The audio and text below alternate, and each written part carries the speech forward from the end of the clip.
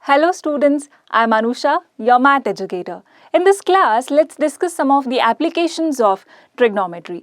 Trigonometry is omnipresent. Its applications are widespread. There are many fields where we apply trigonometry. So one of the field is electricity. In transmission of AC current, that means alternating current, we require trigonometric ratios.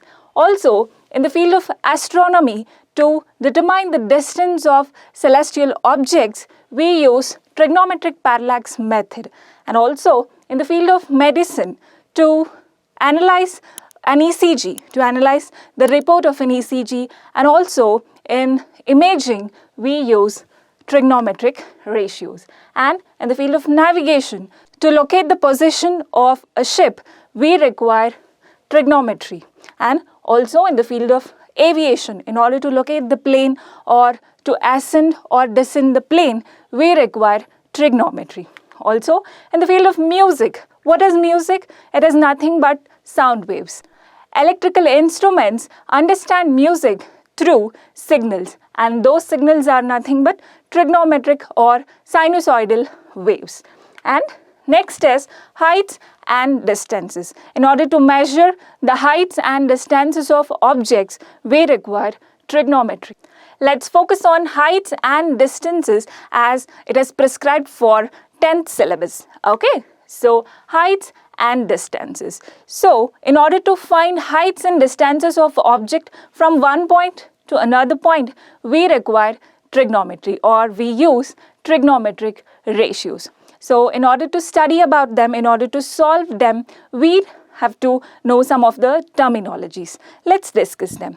So, assume a situation where a man is observing a light pole. Okay, so he is observing the top of the light pole. So, the line is called as line of sight. So, this line is line of sight. Okay, that is the line which connects between observer and point of observation is called as line of sight. So, the perpendicular distance between the observer and the point of observation is horizontal line. So, this is horizontal line. Okay, you can observe a right angle triangle has been formed here. See, the right angle triangle has been formed here. Okay, so we can apply trigonometry, trigonometric ratios. Also, you can observe an angle formation between line of sight and horizontal line. So, this angle is called as angle of elevation. Angle of elevation. Why it is called as angle of elevation? Because, see, the angle formed here is because of the object is above the horizontal line. The point of observation is above the horizontal line. Therefore, this angle is called as angle of elevation. Then there must be something called angle of depression, right? So, angle of depression comes like this. See, observer is here, point of observation is here. So, this is horizontal line. This is horizontal line. So, here the point of observation is below the observer, below the horizontal line. Therefore, this angle is called as angle of depression. Angle of depression. So, we have angle of elevation and angle of depression. If the point of observation is above the horizontal line, then it is called as angle of elevation. Or if the point of observation is below the horizontal line, then the angle formed between line of sight and horizontal line is angle of depression. Angle of depression. Okay, now we know the terminologies. Now let's hop on to solve a problem. Okay, the question is, a circus artist is climbing a 20-meter long rope which is tightly stretched and tied from the top of a vertical pole to the ground. Find the height of the pole if the angle made by the rope with the ground level is 30 degree. So there is a vertical pole. We have to evaluate its height. Okay, let me assume the height of the vertical pole as h. And there is a rope which is of 20 meter. It is tied from top of the pole to ground level. Okay, so from top of the vertical pole to ground. So this is 20 meter long, and also this rope is making an angle of 30 degree with the ground. 30 degree with the ground. Now we have to evaluate h, that is the height of the vertical pole. How to do that? Let's use trigonometry. Okay, so we know this angle 30 degree. Okay, so h is opposite to this angle, isn't it? H is opposite and 20 is hypotenuse.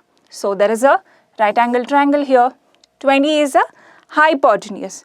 So what is the trigonometric ratio that connects opposite side and hypotenuse? Opposite and hypotenuse.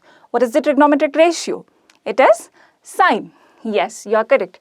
So sine theta is defined as opposite upon hypotenuse, isn't it? Sine is opposite upon hypotenuse. So here the angle is 30 degree.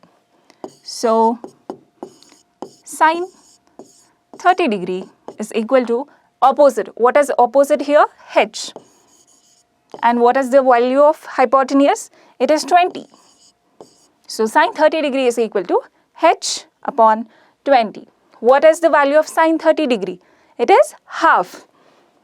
So 1 upon 2 is equal to h upon 20. Therefore, the height of the tower or height of the pole is 20 divided by 2, which is nothing but 10 meter. So the height of the vertical pole is 10 meter. So we applied trigonometry to find the height of a vertical pole. Let's do one more question. A tower stands vertically on the ground. So there is a tower. From a point on the ground 30 meter away from the foot of the tower, angle of elevation of the top of the tower is 60 degree. What is the height of the tower? Again, there is a tower. Its height has to be determined. Let me assume the height is h. Okay. Now, point of observation is 30 meter away from the foot of the tower. From the foot of the tower, 30 meter away from the foot of the tower. What is the angle of elevation? It is 60 degree. So, the angle of elevation is 60 degree. It is 60 degree. We have to determine h. So, how to do that? Again, let's use trigonometry.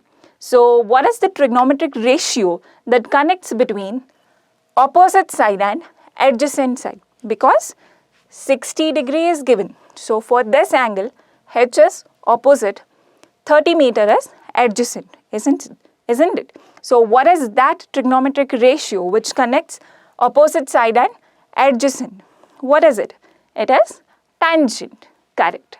So, tan theta is equal to opposite upon adjacent side. Opposite side upon adjacent side. So, the angle is 60 degree. So, tan 60 degree is equal to, what is the opposite side? It is h divided by, what is the adjacent side? It is 30. It is 30 meters. Evaluate h. So, what is tan 60 degree? It is root 3.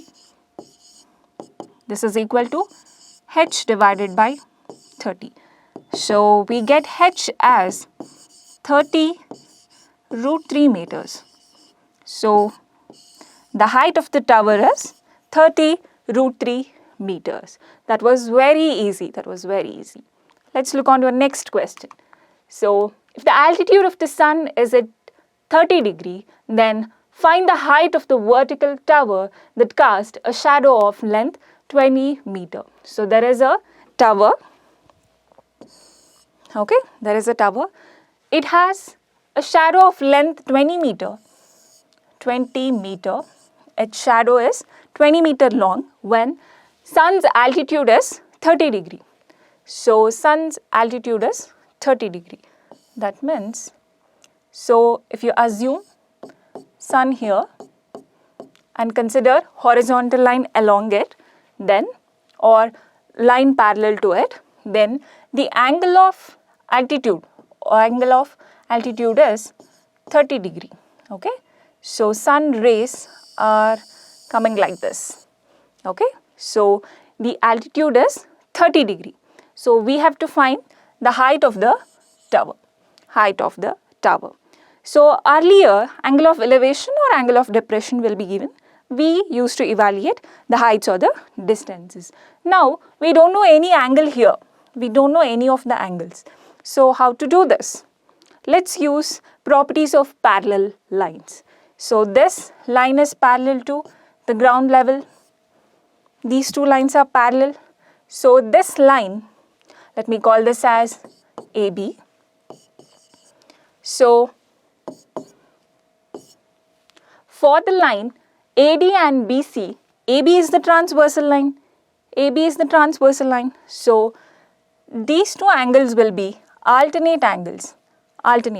Hence they are equal.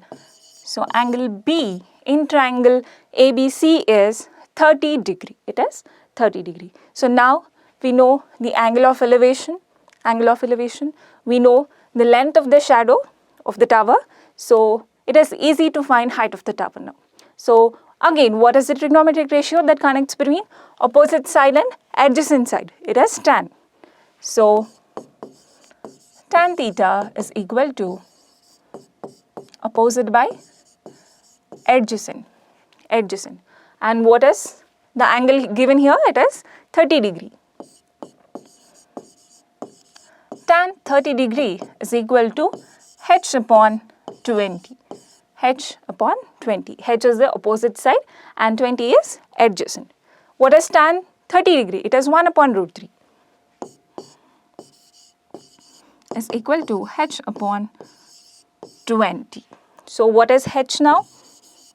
It is 20 upon root 3 meters. 20 upon root 3 meters. So this is the answer, but we don't want a irrational number in the denominator. So let's rationalize it. So this will be 20 root 3 divided by root 3 into root 3. How do we rationalize a denominator which has irrational number? By multiplying and dividing by same number. So h will be 20 root 3 divided by 3 meters. So this is the height of the tower. Okay, let's see one more question. Yeah, the angle of elevation of the top of a building from the foot of a tower is 30 degree and the angle of elevation of the top of the tower from the foot of the building is 60 degree. Okay, so if the tower is 50 meter high, then what is the height of building? So there is a building, there is a tower, angle of elevations are given. We have to evaluate the height of the building. Okay, so there is a tower and there is a building. Usually tower is more higher than building, right? So there is a building and a tower. Now the angle of elevation of top of the building from foot of the tower. So from the foot of the tower, the angle of elevation to the top of the building is 30 degree. Okay, so this is 30 degree. Angle of elevation of top of the building from foot of the tower.